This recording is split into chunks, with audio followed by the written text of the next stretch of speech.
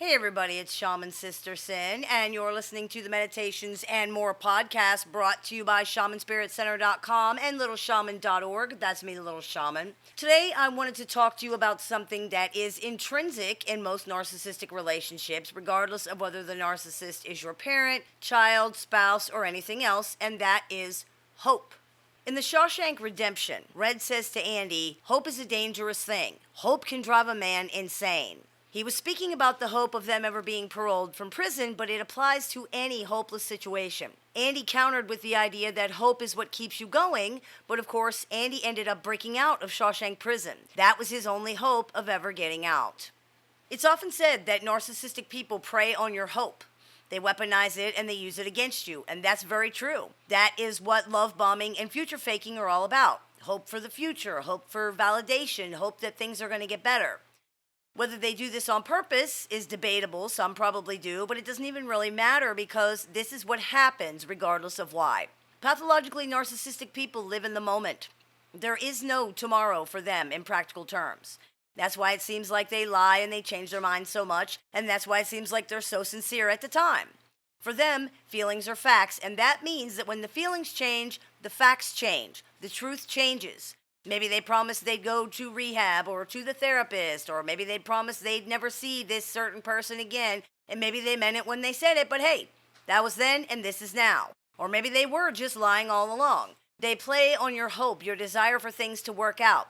They exploit this hope because this is what keeps people hanging on. Hope is a tricky thing, though.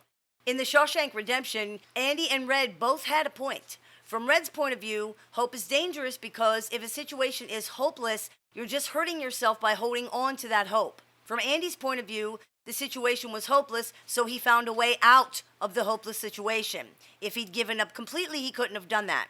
The change in perspective is what made all the difference. It's the same with narcissistic relationships. If the hope is that one day the relationship is going to be everything you ever wanted, that hope is unrealistic and dangerous because it keeps you trapped in a mindset that is toxic and self-betraying, where you are endlessly seeking something that you cannot get.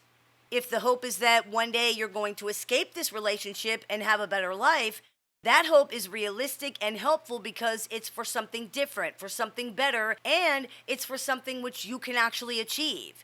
All the hope in the world cannot save a situation where somebody doesn't care or refuses to actually do anything.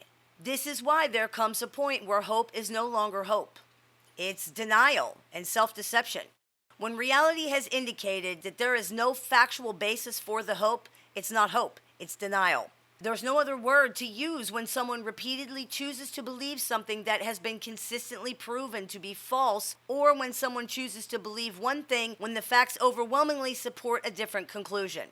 For example, you can hope that a storm is not going to hit your area, and if the reports are unclear or if they indicate that it might not, that's hope.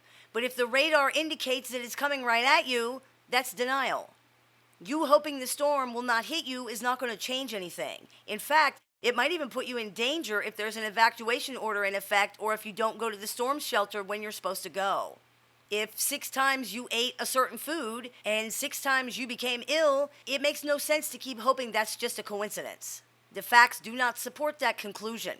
If someone is shown a scan by the doctor that reveals a dozen malignant tumors in their body, it would be absurd for them to believe that everything's going to be fine if they just keep hoping that it will. It's more than absurd, actually. It's dangerous. Denial does not change anything. It does not affect anything except your ability to deal with the situation in a healthy, safe, and realistic way.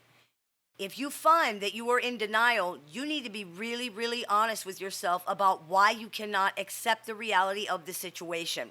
It's usually because this means the relationship would have to end or change, and for whatever reason, the person doesn't want to do that. Eventually, you're going to have to decide whether you're going to continue to refuse to accept the situation and live in denial, resign yourself to being in prison for life and just give up hope, or if you're going to have hope for a future and escape. It took Andy Dufresne almost 20 years to tunnel out of Shawshank Prison with a rock hammer when he was in prison for something that he didn't do. He then crawled through 100 yards of sewage to get out, and when he did, it was pouring rain. But once he was free, he was free. Think about it. I hope this clears a few things up for you. As always, I look forward to your comments, questions, and suggestions, so please keep those coming. I take appointments online, over the phone, via text, via messenger, via email, through Skype, and pretty much every other way you can communicate. So if you're interested in speaking with me one-on-one, you can visit littleshaman.org and click the appointments tab to go ahead and do that.